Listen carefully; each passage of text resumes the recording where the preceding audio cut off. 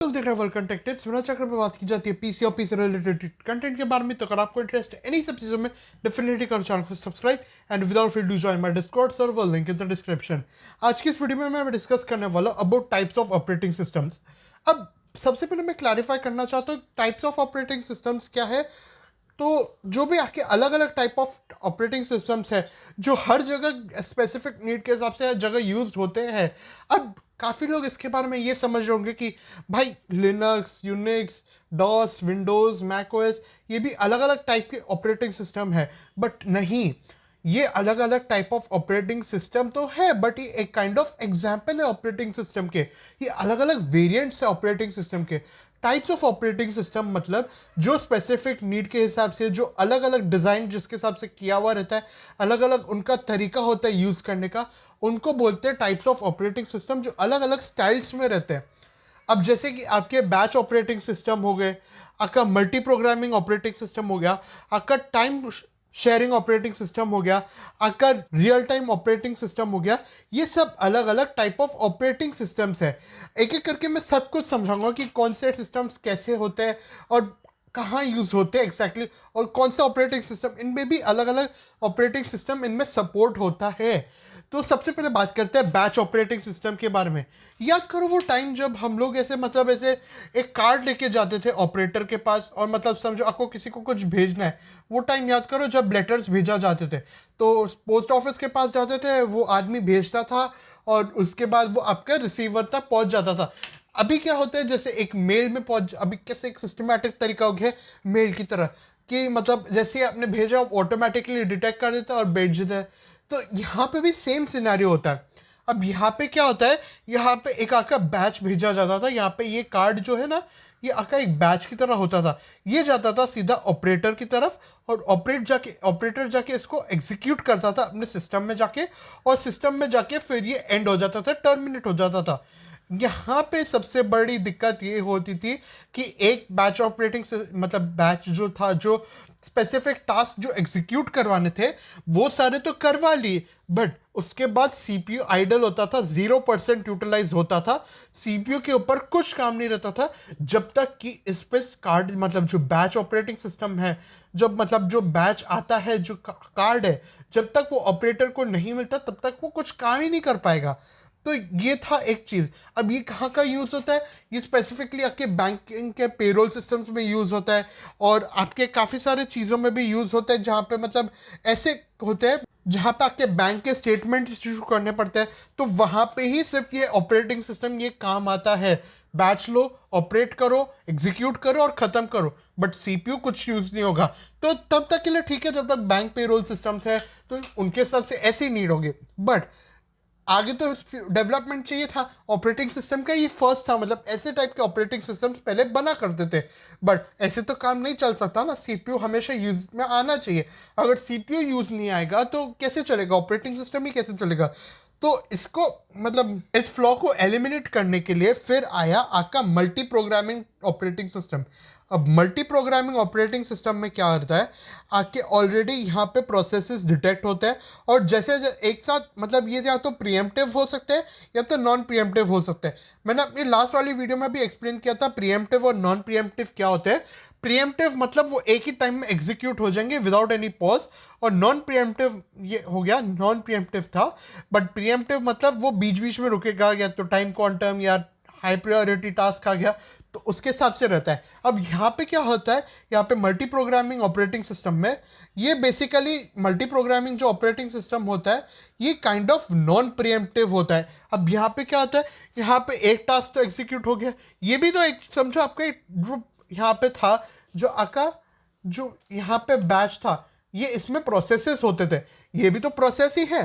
But यहाँ पे जो प्रोसेस है ये ऑटोमेटिकली एक टास्क खत्म हो गया, उसके बाद वो ऑटोमेटिकली दूसरा डिटेक्ट कर देता है, और वैसे ही तीसरा, फिर चौथा, फिर पांचवा, और जैसे ही सारे के सारे प्रोसेसेस खत्म हो जाएंगे उसके बाद जाके आइडल होएगा। ऐसे नहीं कि वो उसको बताना पड़े कि मेरे को यहाँ पे दूसरा टास्क भी एग्जीक्यूट करना है, तो भाई तब तक आइडल नहीं रह सकता, यहाँ पे ऑटोमेटिकली डिटेक्ट हो जाता है। और विंडोज़ में तो इतने सारे ऑन गोइंग प्रोसेसेस होते हैं कि सीपीयू कभी आइडल हो ही नहीं सकता।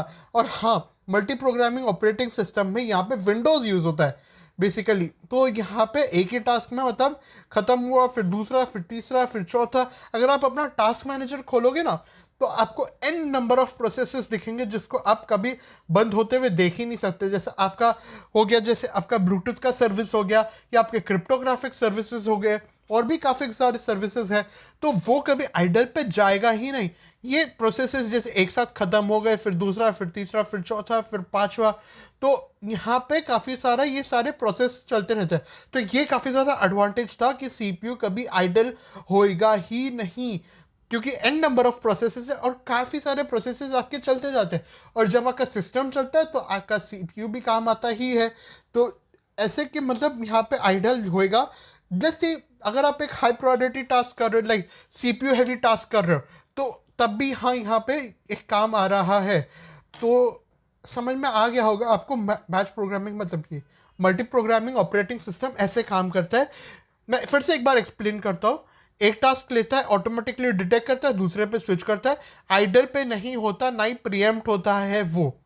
यहाँ पे multi programming operating system non pre-emptive होता है। बट यहाँ पे थोड़ी बहुत ये इशू आ जाती है कि एक टास्क से दूसरे टास्क में स्विच करो, फिर तीसरे से चौथे, तो यहाँ पे हो सकता है थोड़ा बहुत डिले आए या लेटेंसी आपको फेस करने को देखने को मिले। तो यहाँ पे फिर इंट्रोड्यूस हुआ था। सबसे पहले बता दूं कि ये operating system Windows as well as आपके यूनिक्स ऑपरेटिंग सिस्टम्स में ये टाइप ऑफ प्रोग्रामिंग यूज होता है, मतलब ये टाइप ऑफ ऑपरेटिंग सिस्टम्स आपके यूज होते हैं। तो आई होप आपको ये समझ में आया होगा ये मल्टी प्रोग्रामिंग ऑपरेटिंग सिस्टम के बारे में।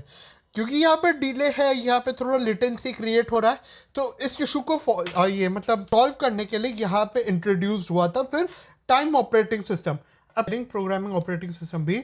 तो यहाँ पे थोड़ा बहुत ये मल्टी प्रोग्रामिंग जैसे सिस्टम रहता है, बस इसमें फ़र्क क्या होता है, ये थोड़ा सा प्रीएम्प्टिव हो जाता है। अब यहाँ पे प्रीएम्प्टिव का मतलब क्या होता है कि ये एक स्पेसिफिक यूनिट ऑफ टाइम तक चलता है।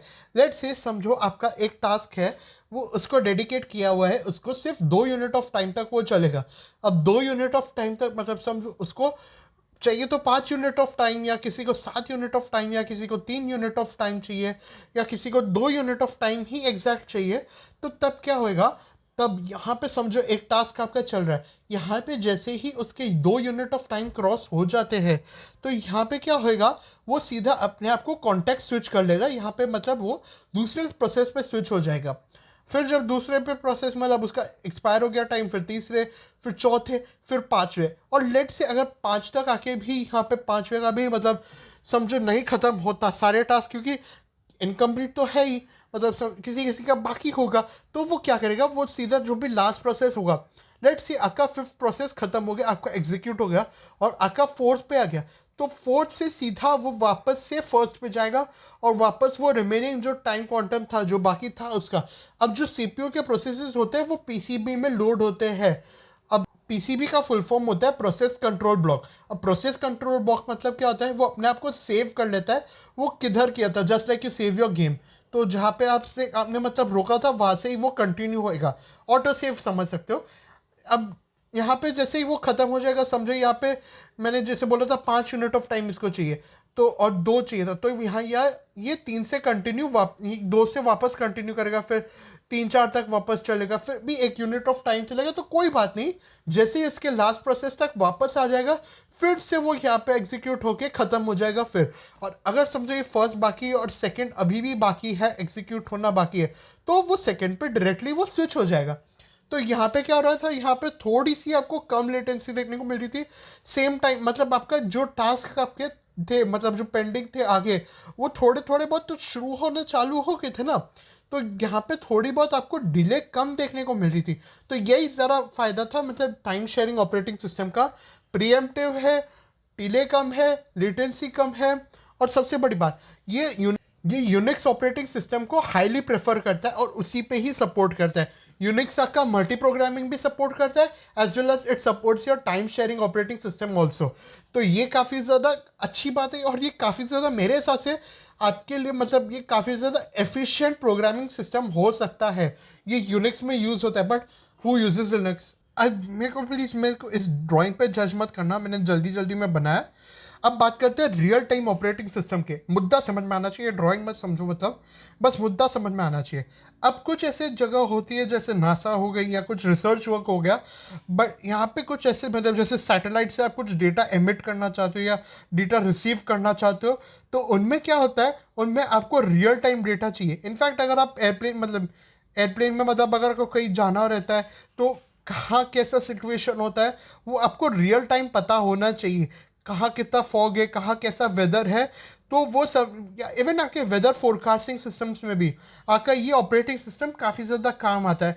अगर आपका कोई मिसाइल है, कहाँ लॉन्च हुआ है, मतलब किधर है वो एग्जैक्ट पोजीशन उसका, तो रियल टाइम प्रोग्रामिंग सिस्टम आपका काफ़ी ज़्यादा, ऑपरेटिंग सिस्टम आपका काफ़ी ज़्यादा इंपॉर्टेंट है, काफ़ी ज़्यादा एफिशिएंट है और काफ़ी ज़्यादा काम आ सकता है यहाँ पर।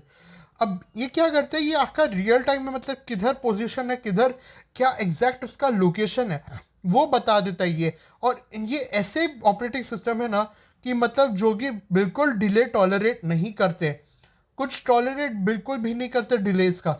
एग्जैक्ट जिधर है, जो पोजीशन पे है वो ही वो बताएगा, वो एग्जैक्ट पोजीशन बताएगा ये रियल टाइम ऑपरेटिंग सिस्टम। तो यही थे सारे टाइप्स ऑफ ऑपरेटिंग सिस्टम।